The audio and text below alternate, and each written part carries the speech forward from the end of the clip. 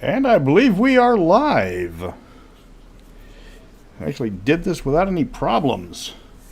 So how's everybody doing today? And can you hear me?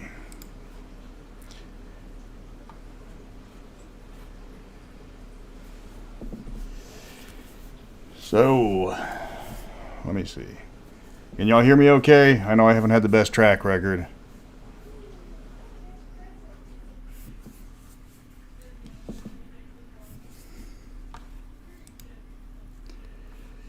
Okay, here we go. Everything used to be checking out. Okay, so there might be some background noises, but today, on the bi-monthly stream, people asked me about how I did with the war games, or how I got started with war games and what war games I played.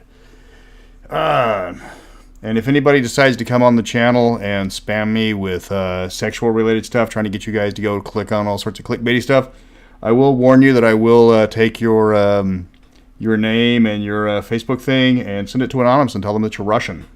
So just a warning. Okay, so I have played a lot of war games in my past. I have a lot of stories about them. Some of them good, some of them bad. I'll try to concentrate on the more entertaining ones. I started wargaming back in 1991 at Comics and Cards over, I believe it was in Klein, when I found a copy of Necromunda, The Death World. It looked neat. It looked awesome. It looked fun to play, and it was only $60. Little did I know. And it was a fun little game, and then I picked it up, and I immediately looked at it like, okay, here's all of the gangs on the back, and it started off, and you had the Orlocks, which were space Cadian, or space Catishans, and then you had the Goliaths, which were space bodybuilders, and then the Fremen, which were space chicks, and the Khador, which were space gimps, and the Dalak, which were space strangers from Dark City. But then I saw that they had the Vansar. Ooh, excuse me. And they were space Fremen. And I had the, then I discovered, it's like, so there's like, oh my god, these guys are like the high tech, and this is going to be awesome. So I immediately got and I saw the things that they were coming out for the Vansar, and I got the box set, and I soon realized that's all they were ever going to release. You got 36, you ended up with 36 Escher models. You ended up with about that many Orlok. They got a fair amount of Khador and Dalak, but they only ever made 12 Vansar, because bearded guys in still suits do not sell well as punk rock chicks with swords and las guns. But the group I was playing with jumped all in on Necromunda, and Necromunda was fun. You only needed 10 modules, unless you were Derek, who discovered the scav cheat, where if you ate one, when you were playing a scav gang, you had to spend so much to feed your entire gang. Or you could just eat one, and that fed the entire gang. It didn't matter how many people were in your gang. You could eat one guy. So he would spend all of his money on the scavs, and we would be feeling like 8 to 10 guys. He'd have 30 or 40. And they would just swarm you with numbers, and whichever one got shot up the most, he'd eat. And then he'd send everybody out to go get credits, and take all those credits, buy a lot more scavs, and arm the ones that actually got stat boosts. So, yeah, Derek's name's going to come up a lot on here, because he really liked the game systems. And we really got tired of him with Necromunda. He was the one that, he also discovered that you could throw 2 Juves and get them all shot up and then run away. So the throw 2 Juves method was challenge the biggest, nastiest guy in the thing, hide your entire gang, throw out 2 Juves, they would get shot to pieces, and then he would immediately bottle and get massive bonuses for the underdog. That got annoying. And then he won the league one time by not spending a dime on anything. His gang was, I think, down to 5 guys at the end, and then he was in dead last place. And then the week before we were tallying up final gang ratings, he took all the money that he had been saving and bought nothing but hired guns. And since hired guns gave you a lot bigger boost than just hiring gangers as far as your gang rating goes. He went from last place to almost doubling the guy who came up in second place as far as gang rating goes. I didn't say he killed the Necromunda League, but he made it a lot less fun to play in. But the best one for that, I mean, the best battle we ever had was there was one guy named Brian who did not understand how Overwatch worked with flamethrowers. And he charged his Eschers across a very narrow bridge against my Van Sars, who had a lot of flamethrowers. And right when they got close to the Van Sars to engage in close combat and slicey-dicey and all that sort of stuff, the Eschers died a hot fusion death as every Van Sar turned on the flamethrower at once. And Brian was just like flabbergasted just how brutal his gang was just gone. And to his honor, in his honor, Ron, the guy that was the assistant store manager over at Larry's Hobbies at the time, drew a little ash outline of one of the Eschers on the bridge. And it stayed there until they stopped carrying games at Larry's Hobbies. And I don't know whatever happened to everything. I still have some of my guys, though I haven't played Necromunda in a long time. But then I discovered 40k, because everything turns into 40k eventually.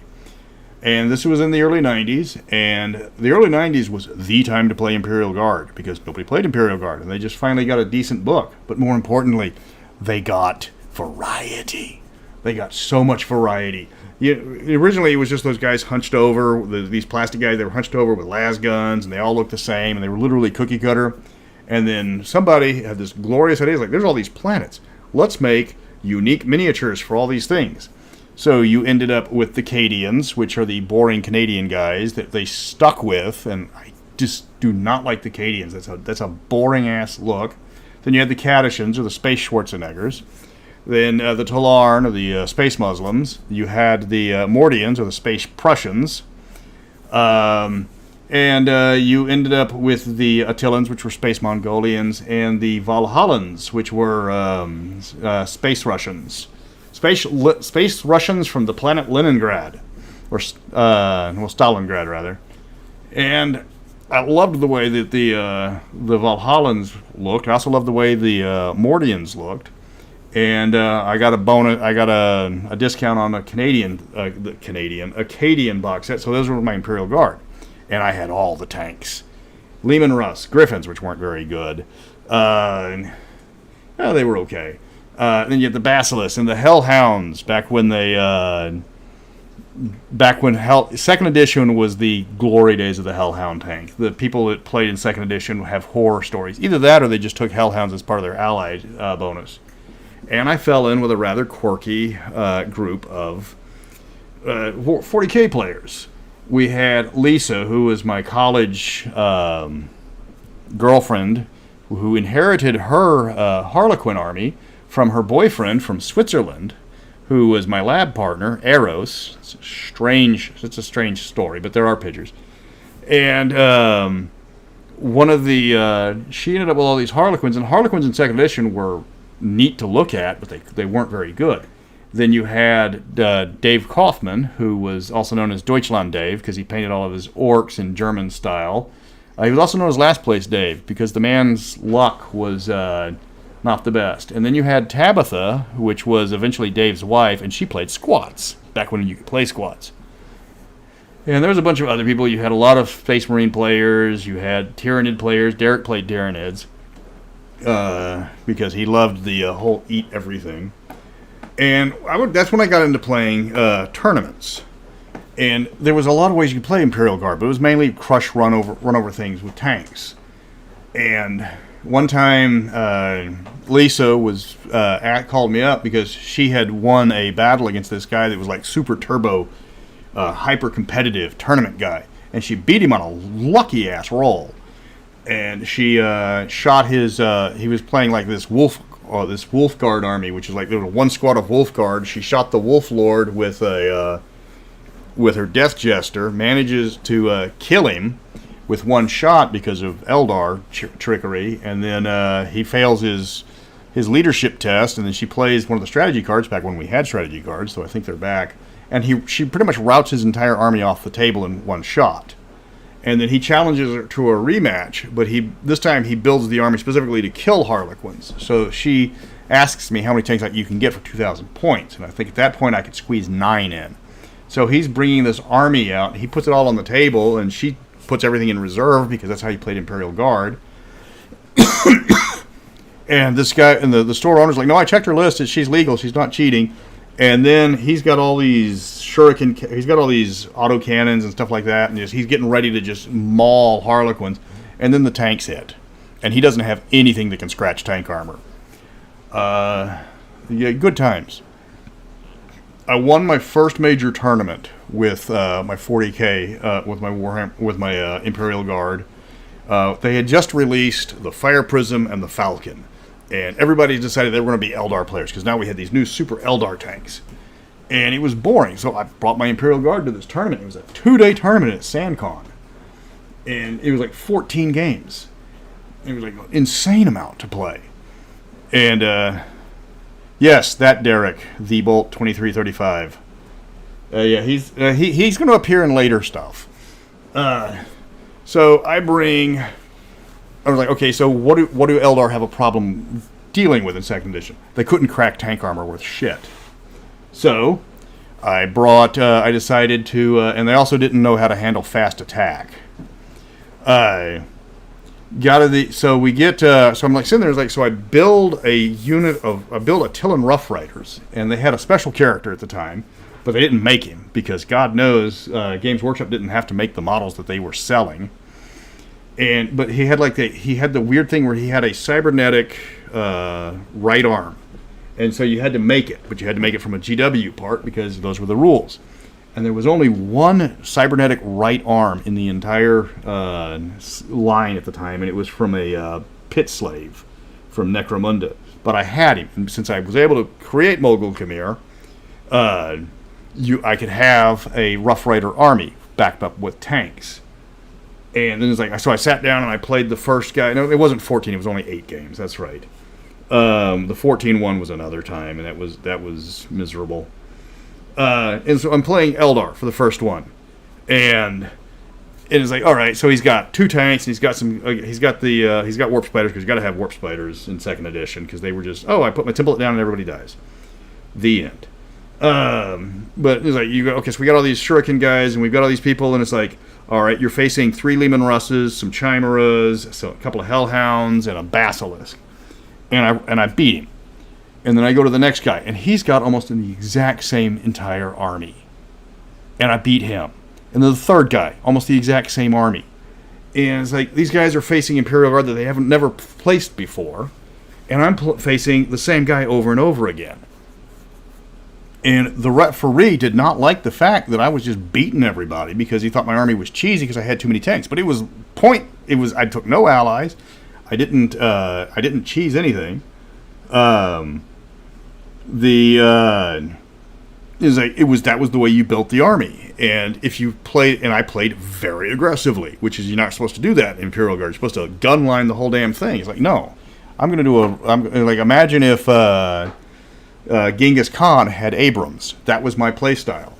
So the final battle, I played nothing but Eldar for 7 of the 8 battles. The only one I didn't play was Eldar. I played a Nurgle Terminator army. For whatever reason, the guy decided to turtle. And you do not turtle against Imperial Guard. So yeah, I'm just going to sit here and hope the artillery doesn't get a beat on me. So I get to the final one, and the referee comes out with this new map, and it's like, okay, well, these walls are impassable to cavalry and tanks, but not hover vehicles. And he puts it at the end of my at the end of my deployment zone. So I am trapped in my deployment zone. I cannot blitzkrieg, and that was the whole point of this army, was blitzkrieging. I couldn't move my cavalry were trapped. All I could do was sit there and get shot at. And it was, the referee, Chris, I remember his name too, and he was all in. I was like, yeah, well, the dice gods did not appreciate this little bit of favoritism, because, oh my God, I could not roll low, and my opponent could not roll high. And it was just, He had one guy that he had the Swooping Hawk X-Arc. It would pop up with the power field. And it's like, haha! And like I've got an anti-tank gun. And we had a we had a heavy bolter on Overwatch because Overwatch was a thing then. And he hit him with every shot. And then the guy's like, well, I've got a power field, so it's a +2 save. Ha ha ha! And he rolls trip ones. And he's like, well, he can still survive. And he's like, because he's got all these wounds, and then the wound dice all come up maximum, and then then the artillery started to take its toll, and then and every time he tried to get close, every time he tried to get close to try to take out the tanks in hand-to-hand combat, the Hellhounds set him on fire. A Strength 8 armor save -4. And Chris gave me the reward. It was very nice. He refused to shake my hand because he said my army was cheesy and I cheated, but he didn't know how. Screw him. So and then Comics and Cards sadly went out of business, and that was when I discovered Warhammer Fantasy. And I had been dabbling with Warhammer Fantasy because it was I don't know about him changing his dice because my dice could not roll low. And a funny side note: the guy we called Last Place Dave, he gave us one of my infamous lines that will always stick with me.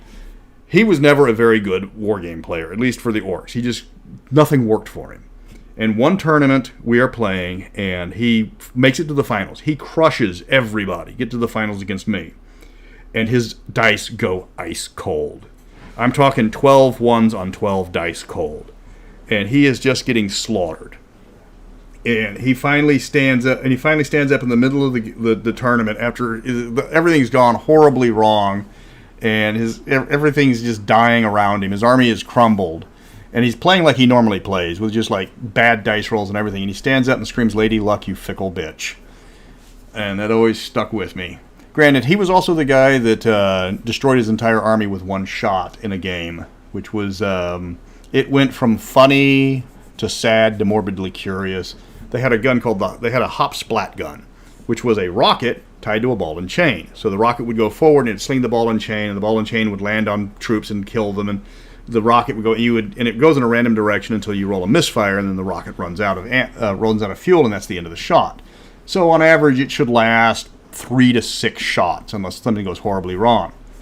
Dave's first shot of the game with his hop splat gun goes straight forward the minimum distance and straight back the maximum distance. And he cannot roll a misfire or get that thing off the table to save his life. And he is rolling about 50, 60 times easy. We lost count. And he has destroyed his entire army. He's like, at the end of it, he has killed his own warp head. He has fulfilled my mission. I haven't even gone yet.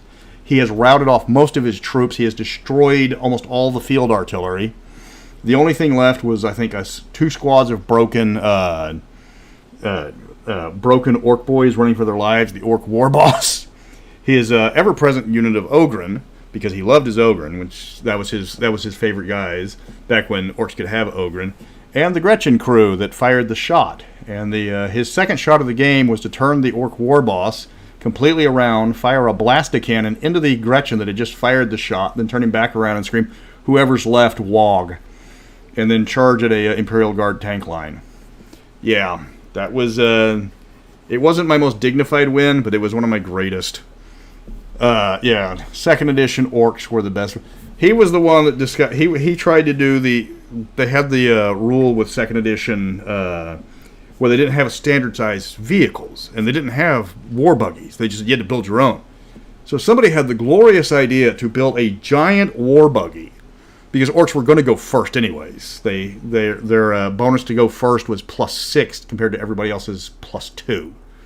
And he took an entire unit of mega knobs with invulnerable saves, put them all in the tank or in the war buggy, hit the war buggy going full speed. Everybody jumps out of the war buggy first turn. Quite a few of them die for slamming into the ground at high speed. But then the orcs were in close combat. It was the stupidest strategy we had ever seen, but it was also the most orky. It's like, okay, here's the idea. We're going to, we're going to go 120 miles an hour, slam on the gas. Everybody's going to fly out into the Space Marines, and whoever's left, start hacking and slashing. Okay. And if you believe in Gork and Mork enough, you will be saved. But then we switched to Warhammer Fantasy back before it became the game for lawyers and doctors, because that was the only people that could afford it. And I couldn't find my army. I originally was playing Wood Elves, but then they switched editions. And the Wood Elves, when I started playing them, they were all guerrilla warfare and all this neat stuff. And then they came out with a new edition. It's like, okay, now you have to line up in straight lines and fight like everybody else, rather than everybody skirmishing. It's like, Wood Elves are these squishy guys. Having us line up in straight lines is a great way to lose. And yeah, that turned out to be the Wood Elves went from, as far as their tier system goes, they went from a B to pretty much a solid F when they forced them to fight like High Elves and Dark Elves.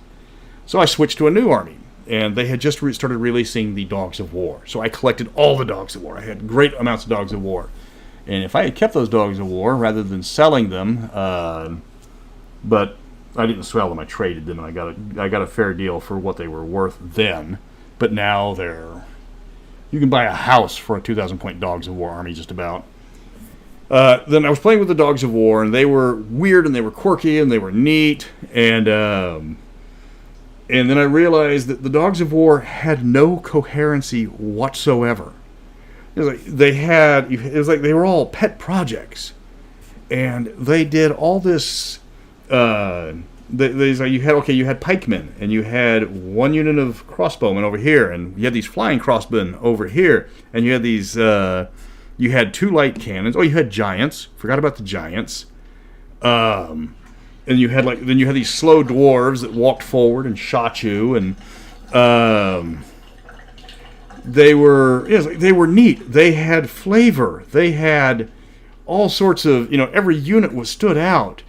And then you tried to play them together, and it was just like, none of these guys work together.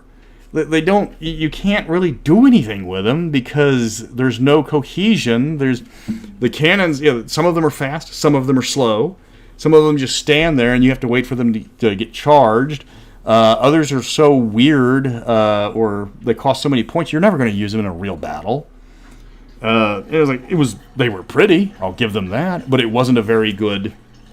It wasn't a very good army. It was literally just pet project after pet project, all thrown into one army. So then, like I said, comics and cards sadly went away, and I go to Herb, who's got this wall of stuff. And he's got a wall of stuff, and I'm looking at all these armies as I'm looking to get into another army, and it's like nobody ever played Chaos Dwarves because they were ugly, and I guess nobody didn't like the Assyrian look or the Babylonian look or whatever. And it was like I just kind of half. This was right after I got my money back from the IRS, and I kind of half look over at the owner Herb. He's like, "Hey Herb, if you're going to sale, how much for these Chaos Dwarves since nobody's bought them in years?" He goes, "I'll give them to you for 80% off." Okay, one condition. You have to buy all of them. I bought, for $400, I bought 10,000 points of Chaos Dwarves. And I got most of that money back immediately because I sold off the duplicates. And there was a lot of duplicates in that army. It's stuff you couldn't use more than one of. Like, there was only so many battle standard bearers you can have in an army. There was only so many great Tauruses, only so many Lamassus you could have. And I started putting this army together, and I started reading the book, and they only ever had one book, and it wasn't even an official book.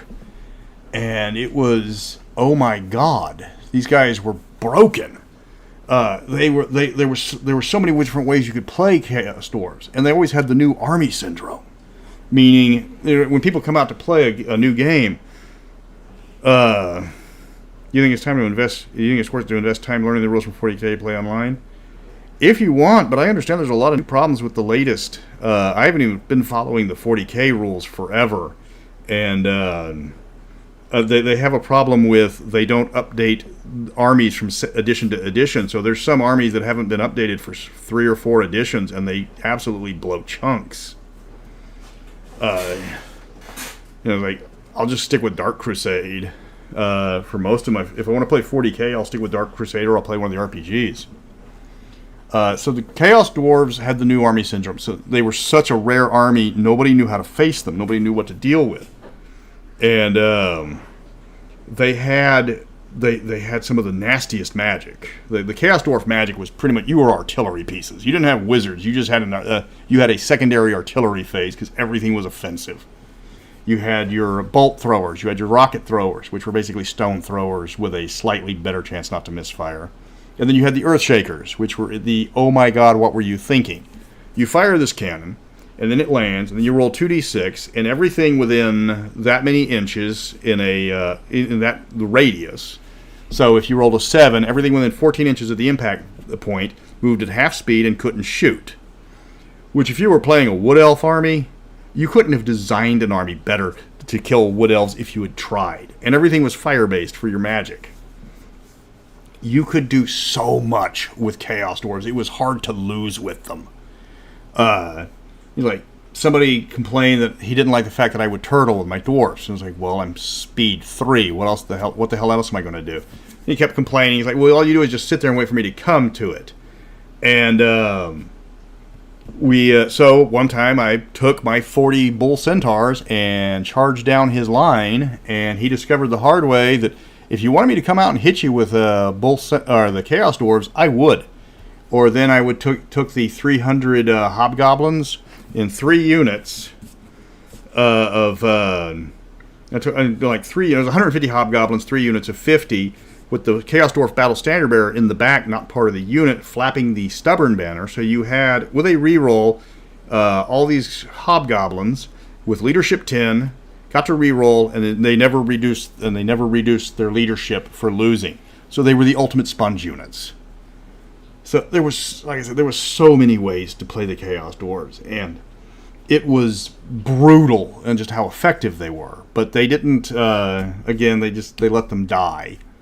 But we did have this one battle where the Games Workshop store in Katy Mills, which is, I think it's gone now, but these were the guys that had a very bad reputation for doing bad things to people. Or just screwing over customers, ignoring customers. One time they called me up and said that, congratulations, I had won free tickets to Games Day in Dallas. And I had, he's like, all you have to do is bring your army and you can get in and play and everything's taken care of, but you got to pay for your hotel room. It's like, great, fantastic, when's the tournament? In 2 days. You want me to get an army ready and get to Dallas in 2 days? Yes. So I took the Last Chancers, because according to the Last Chancers, which was a 12-man unit, they were the only, they counted as their own army, and their rules specifically said that their rules supplanted everything else in the scenario. So when they went into there, whatever scenario you were playing became a Last Chancers scenario. I broke even. I won 3, I lost 3. Cost one guy the tournament because he was like winning, and then I beat him on a wild die roll where I had to get to a specific spot, put the charges down, and detonate it. And I got to the one guy that didn't die until the turn after he got shot. So hero got to the plunger, pushed the plunger, everybody shot him, and then he's like slumped over dead onto the plunger. It was like out of Hollywood. Anyways. The guy at the Games Workshop store, they found out that he did this and they fired him for it. And then they fired another guy for rigging a tournament for one of his friends when they were playing the fantasy tournament. And he gave his buddy 7 buys. Yeah, he won the first round and went straight to the finals. And in the final, he was playing an army of Khorne. A demon army of Khorne. And then the guy in the final says, okay, new rules. And he's facing an army against Skaven. And it's like, okay, and this is going to be like the greatest, and this is what happens. The warp storm comes in. There is no magic. And because of the swirling winds, there's no war machines allowed either.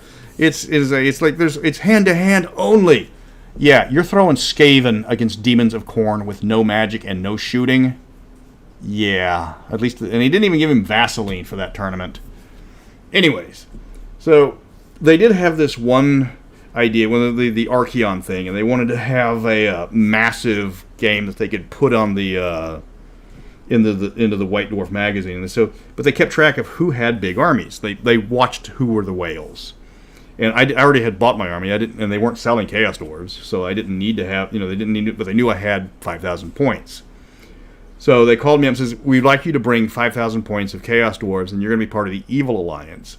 And it's 5,000 points of 5 different armies of the good and evil. So we had 5,000 points of Chaos, 5,000 points of Dark Elves, 5,000 points of Skaven, 5,000 points of Chaos Dwarves, 5,000 points of Orcs facing the good guys. Well, the evil players were more experienced. And we ended up, when the first battle, it was like, okay, so here's what we need. We take all of your artillery and put them in the middle. And then we're going to put the heavy cavalry on both flanks. So give me your bull centaurs. They're going to go way over here, and you'll get my heavy orcs, and they'll block for your wizards. And the whole army was completely maximized, and everybody had somebody else's units in their little zone to control. And we crushed the good forces that were just, here's Empire, here's Bretonnians, here's High Elves, here's Dwarves. And it was, here's Wood Elves, and it's like, and then we're gonna rush at each other. And the guy comes in and is like, okay, he looks at the battle because he hadn't been paying attention because he was actually running the store, and he comes out and he's like, so are you guys still setting up? And he's like, no, it's because there's barely any good forces on the table. And he comes out and he goes, so you guys are barely setting up? He's like, no, it's turn 3. It's the evil's about to crush good off the table. So he calls the game. Because that's not what he wanted to see. They want to see actual getting into it. But he also realized that letting the players set up wherever they wanted to maximize their battle chances didn't look good for the camera. So he called us back in for the official tournament and said, okay, well, you have to deploy in your deployment zones. And here you go. And I was in the far right playing Chaos Dwarves. And I look across the table, and they put me up against a Wood Elf player. And remember what I said, Wood Elf players do not handle Chaos Dwarves at all.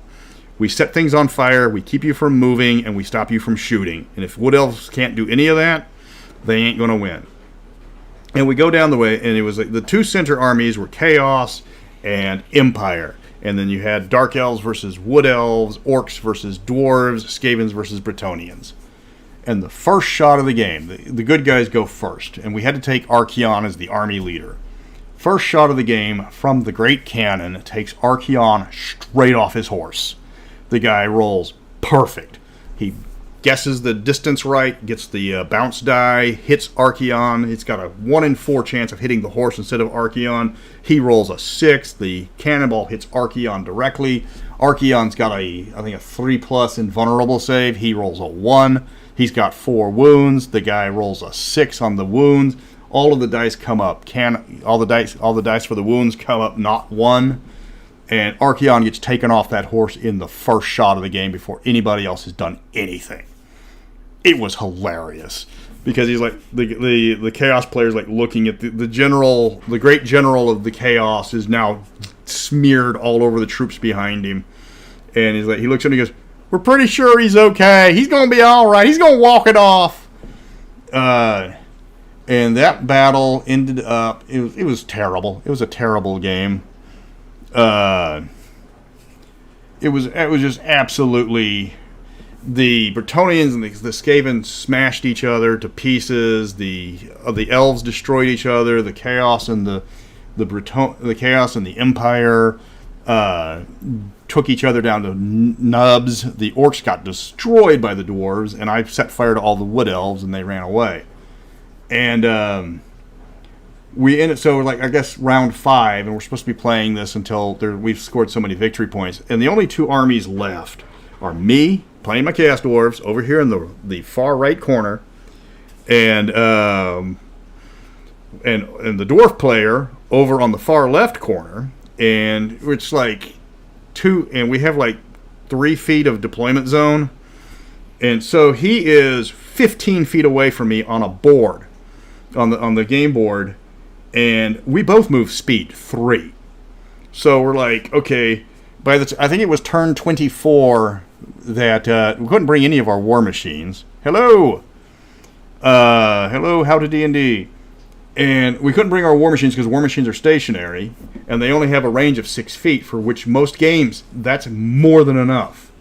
So the dwarves are like marching, and the Chaos Dwarves marching. We're like moving 6 inches a turn. And we've got to go 15 feet.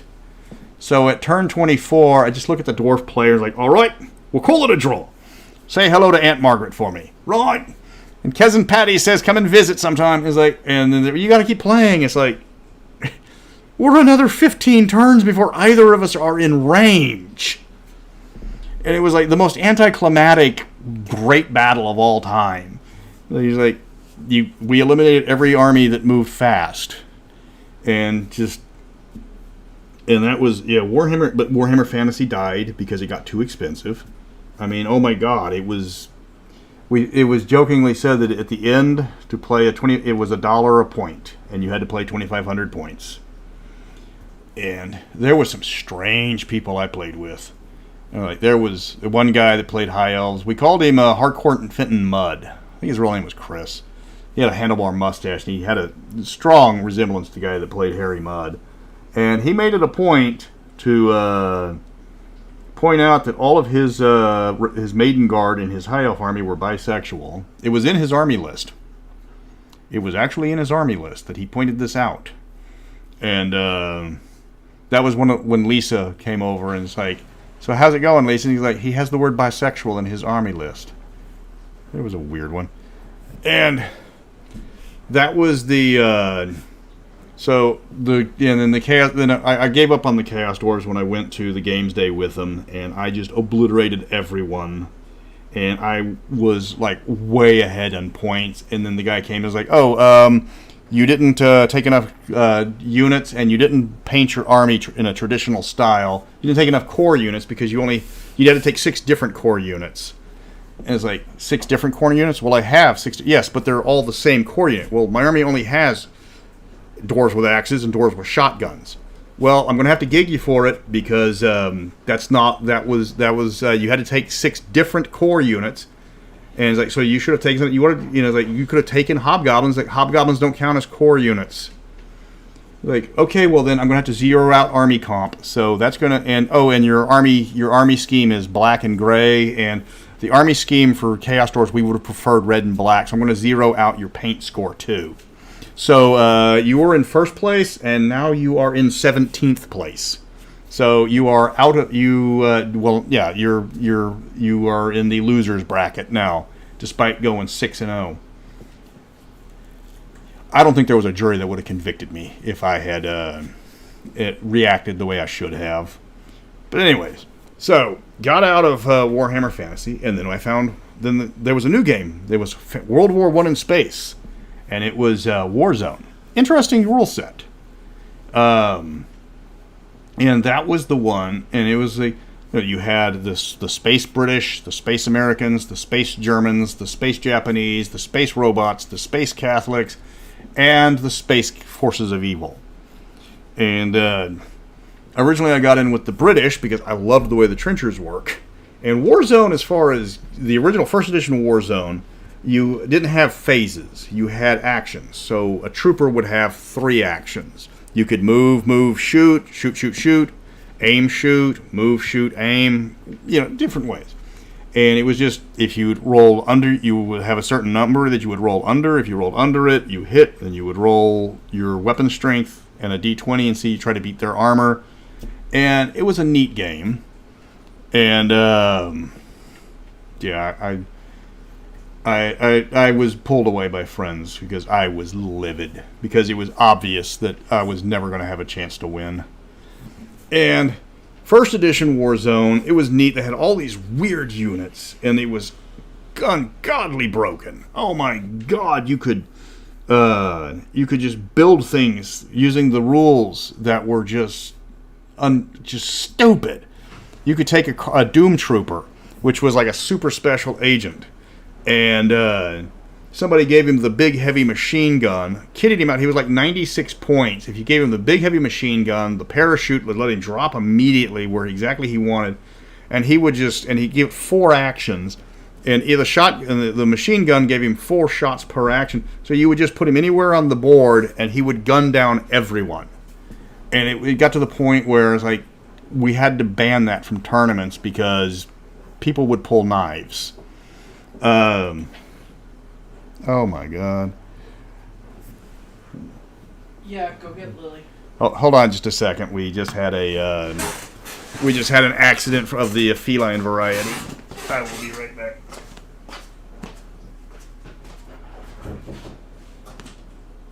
Really, we need to clean up some cat food. Apparently the cat did not like his breakfast this morning. And they don't care what you're recording. Anyways, so Warhammer or Warmachine died. Or the Warmachine First Edition died. It was a very broken game. They had released the Earth Source book, and it was obvious that they didn't know what they were doing with the new armies, because there was 4 new armies. You had the Space Russians. They were all centered on Earth, but you had Space Russians, Space Turks, Space Irish, and Space Lutherans. And yeah, that was the name of the army, the Lutherans. But it was boring. So they came out with second edition.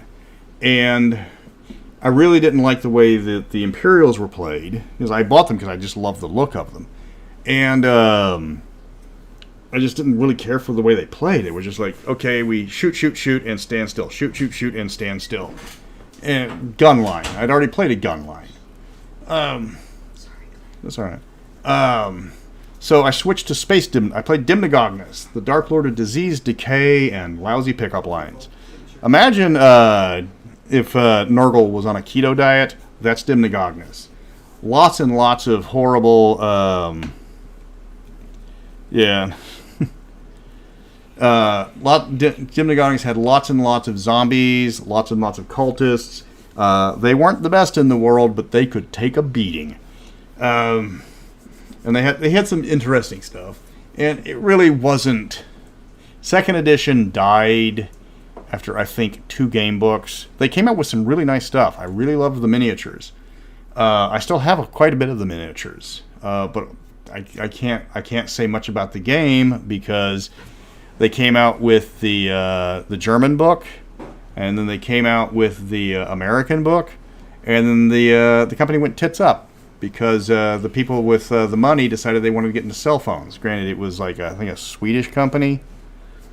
So after that we got into Chronopia briefly, and Chronopia was like it was a really dark fantasy RPG, and but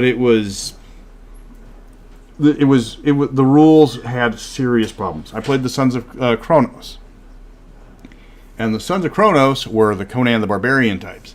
No armor, hits like a mule, glass cannon all the way, which is a fun little army, until you get to the point where everybody just puts their entire army on Overwatch and waits for you to come out of the forest, because they're not going to go into the forest to fight you on your terms. They want you out in the open where they can gun you down. And it was only when you played in the scenario, like the underground scenarios, where you had only small areas of light, then the Sons of Chronopia, or the Sons of Cronus, came into their own, and it was just a bad army. It was a bad game. It was like they had a lot of extra rules that added nothing to it, and it was like it's still action based, and just. So, other games we had tried during that time, we played Car Wars. Oh my god, did we play Car Wars. It was either Car Wars or Battletech. And we got into Battletech for a little bit, but the people I got into it were some of the most number crunchy guys you will ever meet. They would do custom mechs. They would just point by everything. It was like everything had to be perfect. They would come up with variants that we would never hear of, and get combos going that would deal stuff like that. The one guy that, Derek, during this time, was the one that figured out how to put a long tom on an Atlas body and then deploy part of his force like 7 or 8 maps away and just drop minefields over the enemy all over the place. And it was legal.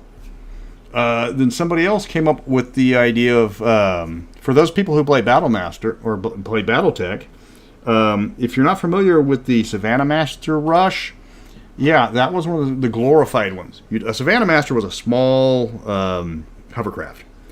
It had like a medium laser. It was super fast, no armor.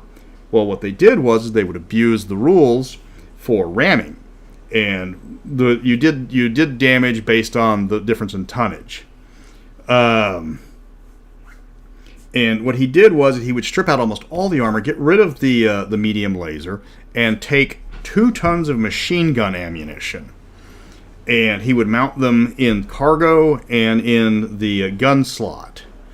And the way machine gun ammunition worked, if it detonated, it went off and did horrible amounts of damage.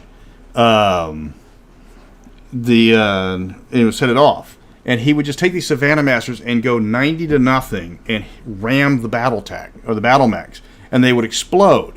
And one Savannah Master would shear off about 2/3 of an Atlas or a Battle Master, and it was just like nobody wanted to play these guys, and because everything they did was just cheeky breeky.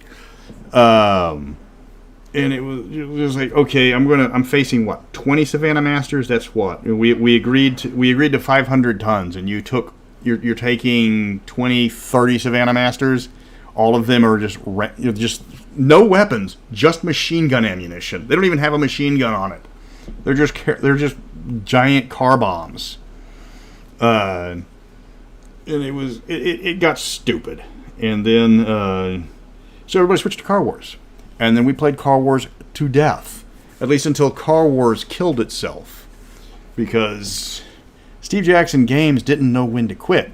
I mean, for those who are not familiar with Car Wars, you take a car, you put weapons on it, and you put armor on it, and you drive around this arena and you shoot each other up until the cars blow up.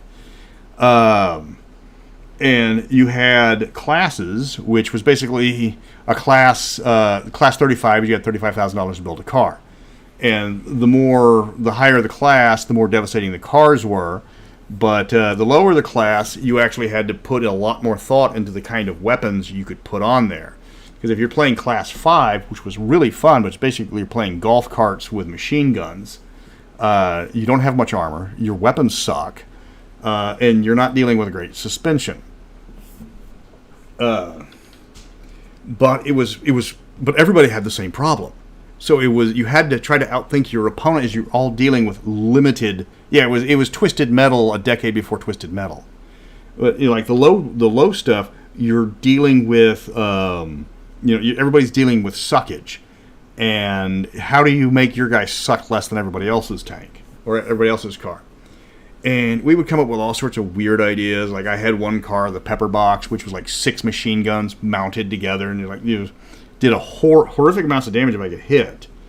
My brother actually got some official errata done into the Steve Jackson games in one of the tournaments because we were playing a low level game. It was only a Division 10, so 10,000 points. Well, so that means there's no turrets, and if you don't have a turret, you can't target the top of your opponent's car. So you don't have to put any armor up there because turrets were 2,500, so that's a quarter of your cost with no weapons. So he gets the idea he just tanks out his car. He puts one machine gun on the front. He's got just loads of weapons, no speed. He's got his engine sucks. The car can move. He can move enough to the point of it was legal. Because you had to have certain amount. You couldn't just build a car that just parked there with no weapons. You had to actually be able to move and shoot. Because if you couldn't move and you couldn't shoot, you were disqualified or you were eliminated. So turn 3, he's going his little 5 miles an hour acceleration, putt, and then he pops the ejection seat, and out comes the gunner with a machine pistol loaded with anti-vehicular rounds, and he flies up above the battlefield in a hang glider, which was completely legal, and shot through everybody's non-existent top armor, taking out engines, crew, weapons, and no one could shoot back. And everybody started pounding on my brother, but my brother's car was nothing but armor. And it was just like, the judge is like, yes, this is legal. It goes against everything that this game is supposed to be about. But in Car Wars, if you ain't cheating, you ain't trying. And he won the tournament. They gave him first prize. Everybody was not happy because that was the cheat. I don't know if they weren't happy because he pulled something that cheesy or that they didn't think of it first. Because that's how Car Wars worked. But then Car Wars unfortunately went away because they kept adding more and more. And the game, then they released Tank Wars, which completely, thank you, Night Clerk. My favorite Skirmish scale game is definitely Necromunda. I still love Necromunda. Necromunda had problems, especially when they said they had to have WYSIWYG. What you see is what you get. It's like, so if you find a power fist, you have to model a power fist onto your guy. The only problem is like, again, playing Van Saar, I only had 12 models, and 4 of those models were variants of each other. And they were just, they have the plastic one, but it's also incredibly expensive and very, very not 3D because people wanted to make it 3D, and the 3D box set I think was $200, $300. What is this? This is me talking about my experiences in various war games. And just talking about, I just finished talking about Car Wars. But yeah, they came out with the Car Wars Tank Wars, and they started upping the weapon quality and the weapon damage and like military grade stuff. And suddenly cars started vanishing in one shot because the weapons were outpacing the armor, and there was nothing you could do about it. And people stopped it became boring. It was whoever got the first shot won the game. Armor didn't matter. Because you went from doing 2d6, 3d6 to 5d6 and 6d6 a hit, and it was just, it became unfun because they even came around. It even came around where they started banning these weapons, but by that time the damage had been done. The players had lost interest. They had killed their own game by adding one too many rules. Now, speaking of, somebody mentioned, they mentioned Mordheim. I did play Mordheim for a little bit. I played the Dwarf Army, the Pistol Pack and Pansy Thwackers.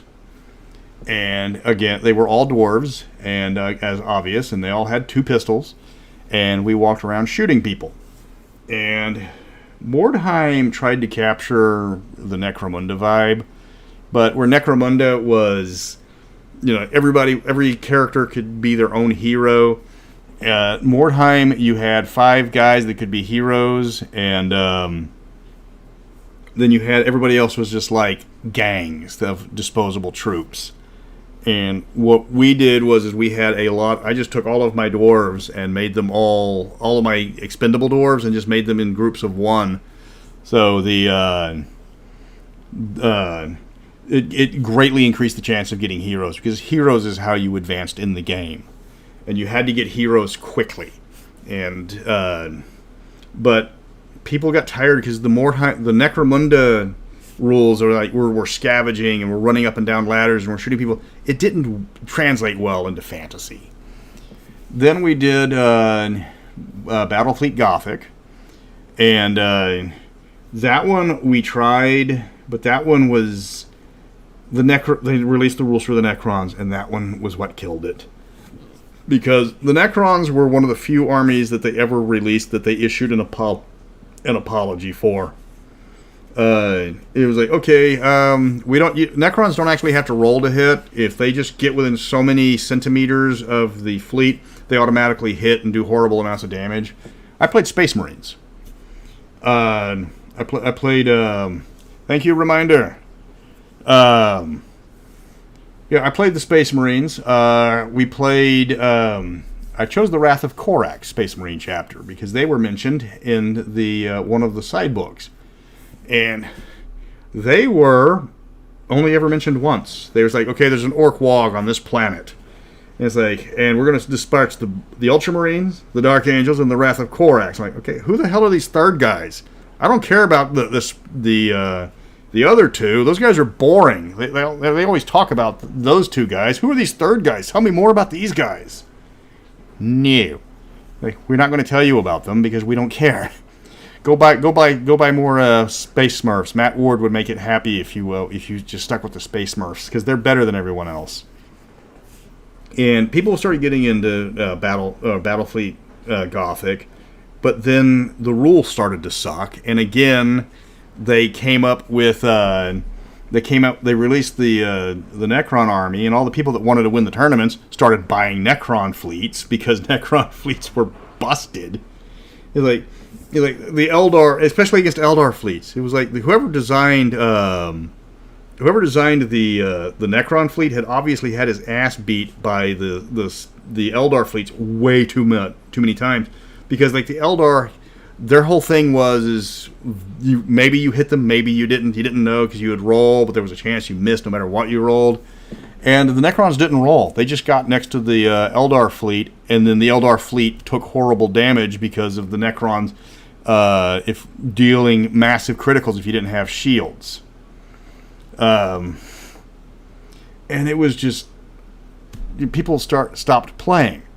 But that Games Workshop had a real problem with that. 3rd edition, the last real edition of 40K I played, because they took away my Blitzkrieg.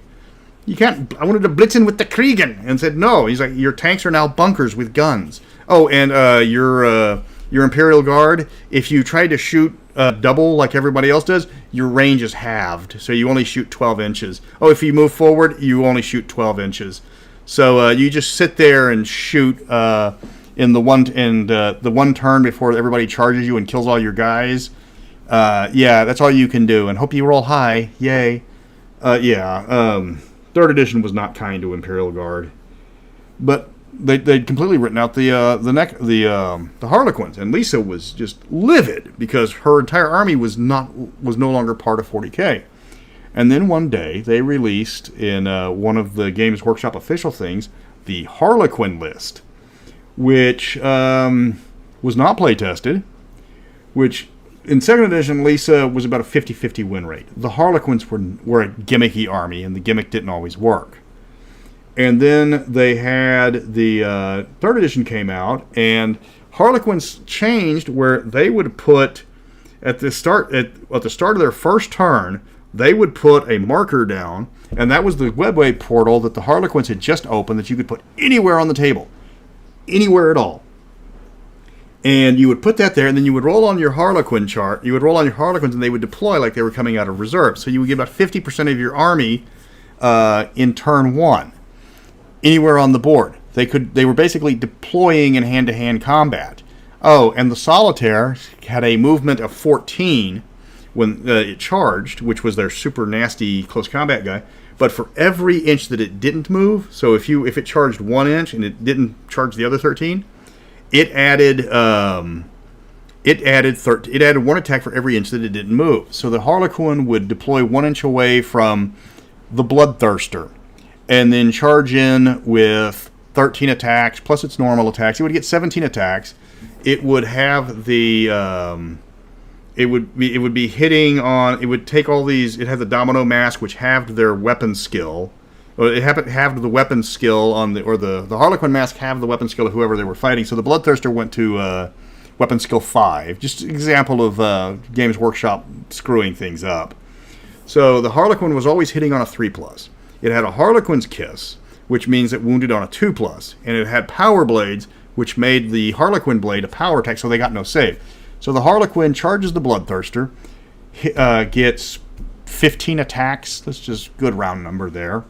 Hits on a 3+, wounds on a 2+, no save, no Bloodthirster, and she went from winning about 50% of the time to, in 3rd edition, I think she rattled off almost 60 straight wins, because even when she tried to lose, she couldn't. They were just that good.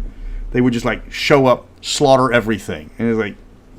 And then they months later they came back and said we're removing the Harlequin list from the official tournament list until we can re-look at it. It's like, you think? You got space clowns running up body counts, the likes of which the Russians and the Germans in World War II didn't see. So then after that, Warzone went away. Brutally. Car Wars wrote itself to death. Battletech was ruined by certain people just jamming up the game world. I discovered Warmachine, And that was a neat game. And everybody was happy. And it was like, he's like, oh, we're going to be Signar. It's like, yes, you have giant robots that are magical. And you have gun guys that, then you have these gun mages. And you have long gunners. And it's like, I'm going to play Signar because they have all this cool stuff. It was at that particular time that I learned that Signar was the shooting jack army in a game that all the rules benefited melee and infantry. But I played my Signar. And yes, Lisa, were you at that tournament? Because I didn't get to go.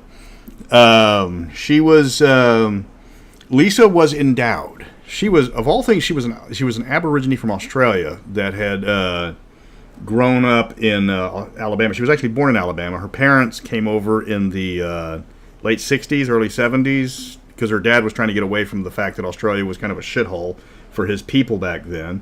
And he took a job working offshore at a rig, and then Lisa and her sister came along. And then she went to University of Houston, that's where I met her. And she was one of her,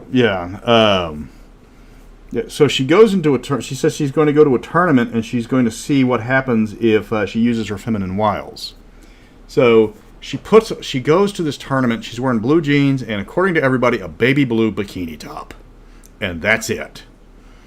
And she is putting on it. And Lisa was a weird one because her family is Australian.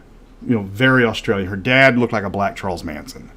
But Lisa didn't. Lisa, I don't want to say that. She was at least a C cup, endowed that way.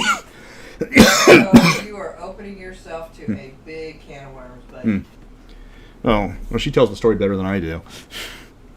The point is. Yes. Okay. So she goes to this tournament, and but she wanted to be. She wanted to stand out from her family, so she adopted an Alabama accent. But she could talk with an Australian accent perfectly, especially when she got really angry. She would go back to her Australian accent and sound like her mom and dad. So she goes to this tournament, and I had to work, but she's like, she goes to this tournament. She's wearing, and these guys are just not paying attention because they're too busy staring at her chest.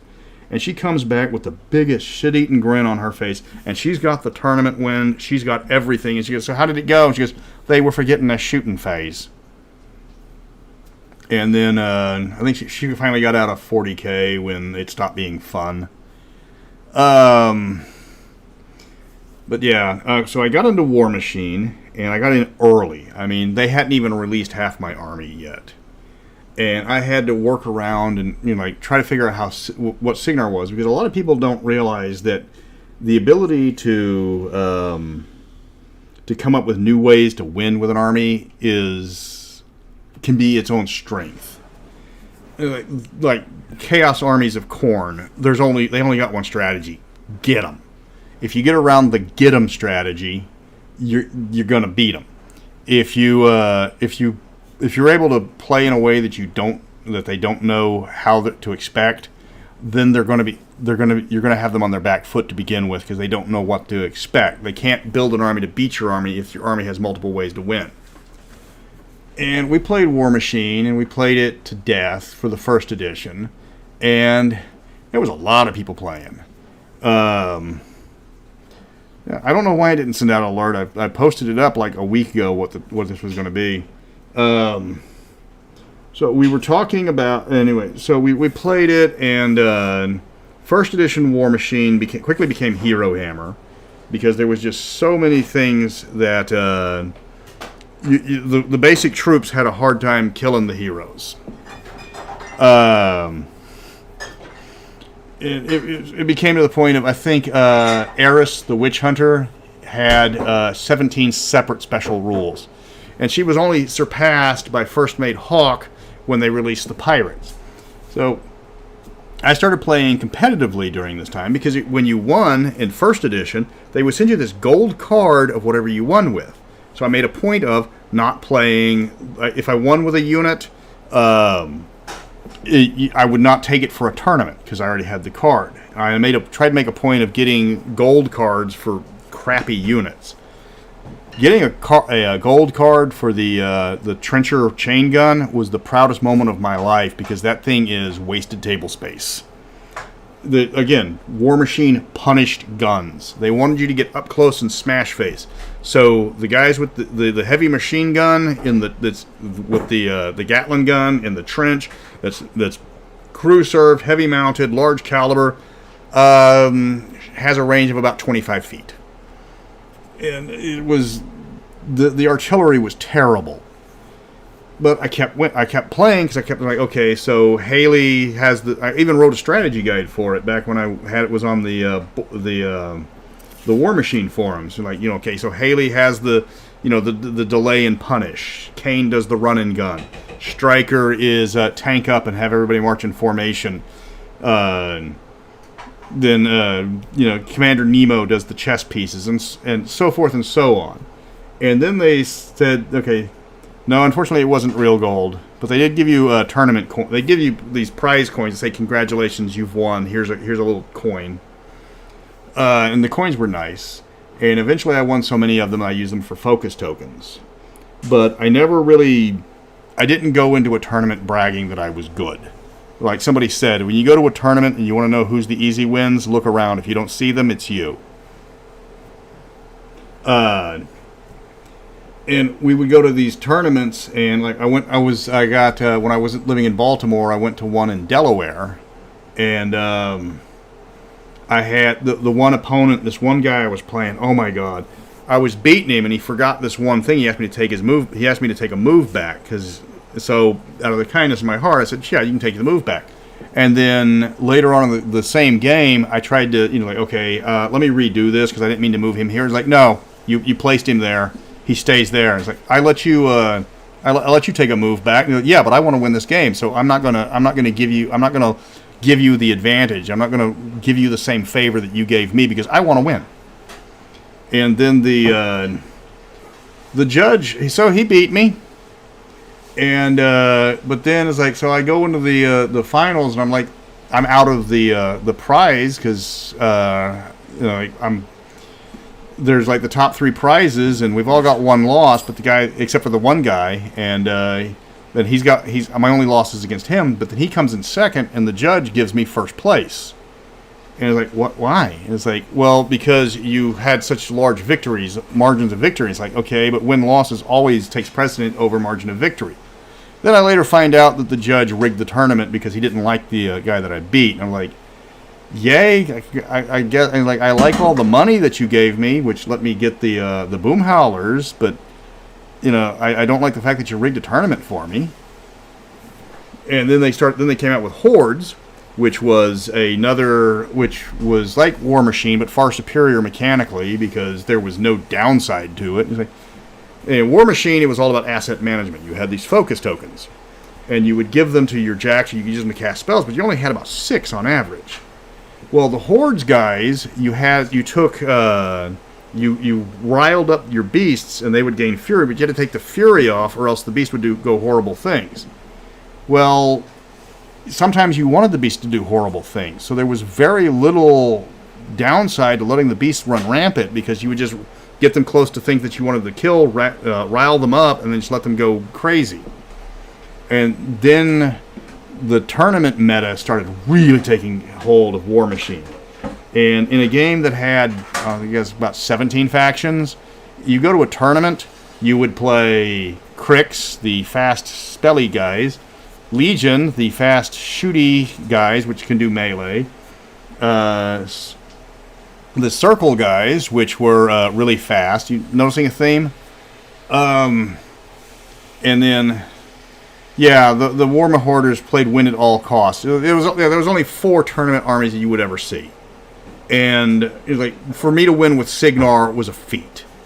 And then I played my last game when I was playing in a tournament, and this one guy was playing a slow ground poundy army, and then he charges his biggest, nastiest thing, 17 inches, to destroy my guy that was going to intercept him and eat him.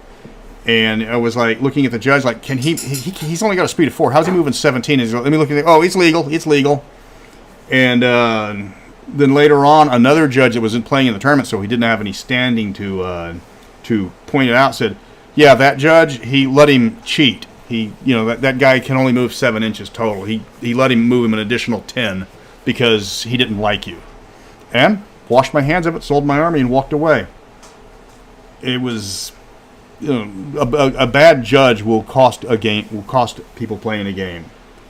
And because, I had fun with it. I would teach kids how to play. You have to get new players into it. You can't just beat kids because they're easy wins. If you constantly knock people down, they're going to get discouraged. They're going to quit. They're going to walk away. The game's expensive enough as it is. And we had this one guy. He only had a 35. His mom bought him a 35-point army max. He was like 14, not even that. So we would let Max win on occasion to encourage him. But he never changed his army. He only had so many things.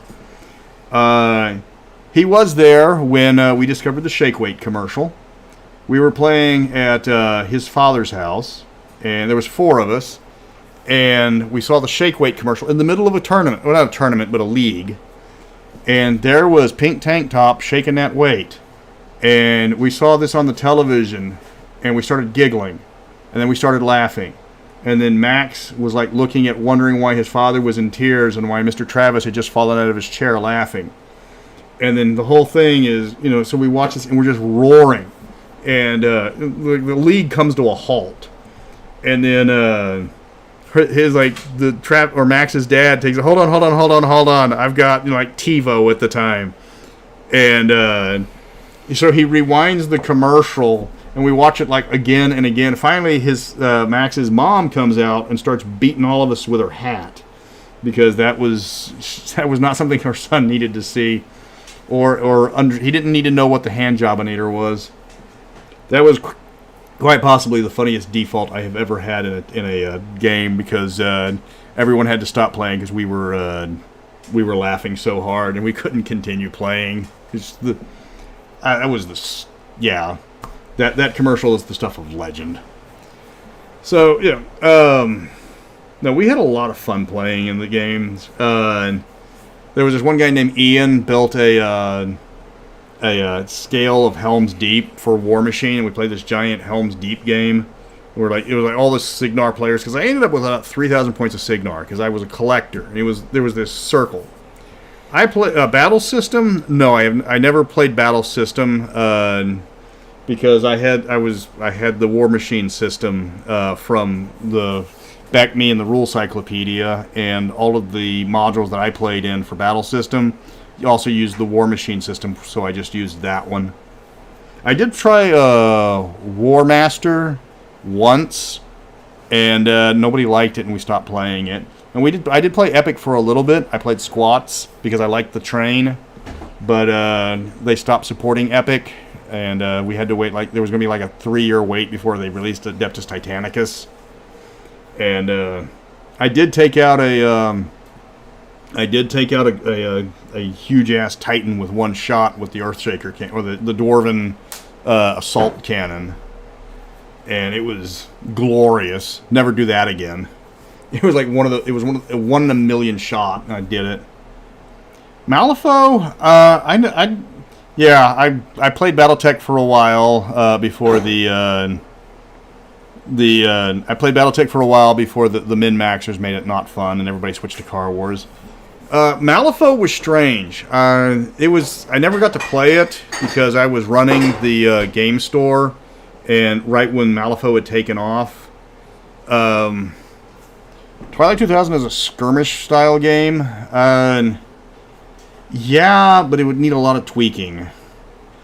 The Colossals they kept making bigger and bigger stuff, and I fell into the circle of life, or the circle of tournament life for Warmachine, where you would go to tournaments, and if you were good, you'd have to have a diverse army to win the tournaments regularly. And then, so if you were good, you would win the tournament. They would give you prize money, which would expand your army, which would make your army better, which made it easier for you to win, which gave you more money to buy your army. So you would get so your army would your army kept expanding and expanding, and you would get better and better and harder to beat. So the people that were winning the tournaments all the time were usually the same guys, and they were usually the guys with the largest armies. And unfortunately, yeah, it became a matter of money, of who spent the most. The Malifaux models were difficult. I never played Micro Armor. I did play very briefly for like 2 games before everybody realized it wasn't very fun. It was too expensive. The Clan Wars, the Legend of the Five Army Rings. Yeah, I actually won that as a door prize, and we played it twice, and everybody quit because they saw how the miniatures were expensive. Oh my God, they were expensive. They made Games Workshop look affordable, and nobody would get into it. The stores wouldn't carry it because of the high price point. Never got into Micro Armor. Yeah, then we got into Clicky Tech. Battletech died when Clicky Tech came out here locally. But I will say this about Clicky Tech: their tanks, I would pry them off the base because they were in the 50 cent to 25 cent bin. Pry them off the base and give them to my nephews to play with, and they had a blast because those were better than Hot Wheels for them. They were like, "Oh, I got a little tank." They didn't care about the mechs, but the mechs weren't 50 cents. And then the weird one was I got talked into playing in Infinity. And we got playing Infinity, and everybody's like, "Yeah," I was like, "This is gonna be crazy awesome." It's like, "Oh, it's so super detailed, high, like everything moves and stuff like that." And I played like a few games. I bought a small Ariadne army because I thought they looked good because I didn't like the anime look of the other ones, and then Ariadne looked like Twilight 2000 miniatures. And I played 2 games, and then the league died because the guy that was the big sponsor behind it got transferred to another city, and without him driving the league, nobody wanted to play. So I still have my Ariadne army. I've played twice. Nobody plays Infinity around here. I've used them to play. I've used them in miniatures for Twilight 2000 of all things. I do not know Urban War Skirmish. I did try. I was part of the design crew that was for. Originally, it was going to be Dark Heaven Apocalypse 2nd Edition for Reaper, but that got turned. They canceled those rules, and it got turned into. It got turned in. What was the one for Reaper? They wanted to go more to the skirmish level. God, I can remember the name. I can picture it, but I can't remember the name of it. That's not important. So I designed the rules for those, and we played it to death. I got stuck with the Vikings, and it was just over and over again, and none of the rules really survived except for the armies. But that's. So I've played a lot of war games. I still have a lot of miniatures. I kept the miniatures that I've painted. There's a few miniatures that I'm still looking for. When I played Necromunda, I won the Bounty Huntress, Bonnie Anderson. Not Anderson, Anderson. And due to a financial disaster, I had to sell the miniature, and I've been trying to find one ever since. And oh my God, that's a difficult miniature to find. The last time I saw one, they were selling her for $75. Star Wars Miniature Battle. Nobody wanted to play. Nobody ever wanted to play Star Wars Miniatures Battle. We never saw any store carrying the models. 3D printers. 3D printers are amazing. I don't know about the printing up models to play with in your own home. You're not going to be able to get around that. Because you're going to get your little miniature, and somebody's going to make a Space Russian that's not a Valhallan, but it still looks like a Space Russian. Drop Zone Commander was really popular here for a while. But only for a while. And then the guy stopped supporting the game. And if a game's not being supported, it's really hard to get things in. The later games I didn't get to play much because I was running the store and people didn't want to play the store guy and I couldn't really do it. I loved Ratskins. I won a tournament with Ratskins. I don't know why they haven't brought them back yet. I have played. Yes, we are clicking in the background. I have played Blood Bowl. I played Chaos. I used from one of the magazine articles. I played Chaos Marauders, and then they kept changing the rules, and they got rid of my army. I remember Star Grunt, but I only remembered. I never played it. Then there was actually a Blood Bowl league where they let people keep their teams from game to game. That's when a lot of people discovered that Games Workshop does not do not do balance very well when it comes to league games. So it's like, okay, well, here's all these guys that have been playing for 3 years, and you're going to be like a new team joined in. So these guys have got like team ratings that are like double, triple mine. And it's like, okay, well, here's your Blood Bowl team. It's like, you get all of these bonus things. Like, okay, this is what I get. I get free rerolls, and I can hire mercenaries or star players, which add nothing to my team because they're not permanent. And my team, and they take away the experience that the rest of the team needs to become competitive. So you're actually penalizing me for not playing. We're playing people well above my rating. And yes, I played Mordheim, the Pistol Pack and Pansy Thwackers, a Dwarven army. The Chaos, so they punished you for being too far behind in the league because they would give you all of this stuff, but the stuff actually kept you from getting experience, which instead of giving you more experience like they did in Necromunda, they gave you crutches, which basically made your army or made your team get less mauled than they would have normally been mauled on the field. Inquisitor was poorly thought out. 54 millimeter game that required all sorts of new terrain. The rules were storytelling. It was like there was no points. You were going, okay, it's like, I'm taking this Space Marine. It's like, okay, what do you get to balance him out? It's like, no, you just pick the guys you want. This is my Space Marine. I want to play a Space Marine. And then you had this weird thing where like you would describe what you would do and you would roll dice to see how many successes you got, and you only got as many actions as you declared as successes you rolled. So if you declared 5 things and only rolled 3 successes, the last 2 things you declared were never went out. Now, as far as the models go, the models were gorgeous, but the rules were practically unplayable. Which Games Workshop do you wish you can collect more of when it's still new in store? I would have loved to got the Praetorians. The Praetorian miniatures, back when 2nd edition was at the peak for Imperial Guard, yeah, they were Mordians with new hats, but they were gorgeous.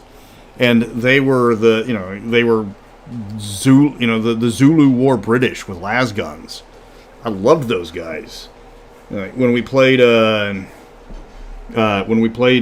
game of Dark Heresy, one guy played a Mordian officer or a Praetorian officer. I tried the Lord of the Rings board games. But I was also at the same time when I still had my Chaos Dwarves, and it came across as just a dumbed down version of Warhammer Fantasy, and it was so heavy on Hero Hammer.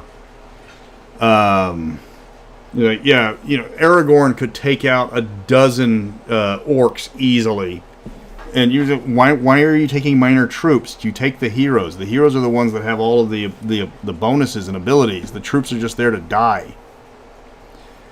But yeah, that was. I don't know if I'm going to get back into a war game. It's expensive. Hello, Western Australia. War games are, they're incredibly expensive. They take up a lot of space. 40K is, I'd have to sell a kidney to get back into 40K, and most of the people around here don't even play it anymore because they keep changing it and rewriting armies. Like, let me know when they bring the Blitzkrieg back. They brought it back briefly, but they put so many special rules into it that what was the point? Like, I mean, I like the way the miniatures make. Some of these game systems made terrible rules, but wonderful miniatures. I still have a lot of Chronopia stuff. The Sons of Kronos were some of the best, Conan-looking models out there. Games Workshop knows how to make a pretty Games Workshop knows how to make a pretty model, especially with their metal stuff was top notch, but their plastic stuff's kind of questionable. And then they had that the fine cast resin stuff. We actually had a problem with a game store would put fine cast models in their display window, and fine cast was designed around It was made in England. And it didn't handle heat well. And this is Texas, so they put up all these fine cast models in their window to show people the new model or the new stuff that came out, and they melted.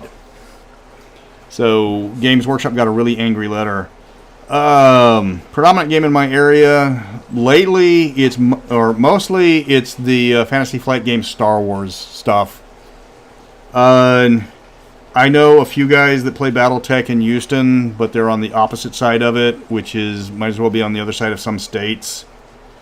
Yeah, we played Battletech for a while, but Derek ruined it for us. We played Car Wars, and then Steve Jackson ruined it for us. We played 40K, and then 3rd Edition ruined it for us. We played Warzone and Chronopia, and then Warzone and Chronopia ruined it for us. Yeah. I would love this, I want to see the old stuff now, but getting the old metal models, people think they're cast out of precious metals. Like, I have let me see. I've got a pile of my stack of miniatures. They're in 1-inch, maybe 2-inch tall containers, where each one is 30 containers, and the stack's about 5 feet tall. So I've got about 300 miniatures right now. But I just get the ones I like and paint them. I haven't played anything. Well, guys, I've been talking for 90 minutes. My voice is starting to go. I hope you enjoyed this. We'll be doing it again in another 2 weeks. I think I'll be reading something to raise some money because the art I need to start getting ready to do the art for the DMG. Flames of War. I have seen people play that to death. They started arguing, but they started arguing a lot, and I don't know what they were arguing over because I didn't get the context. But I will talk to you guys later. And yes, I am familiar with Firestorm Armada. I've never seen anybody play it. But peace out, everybody, and thanks for listening.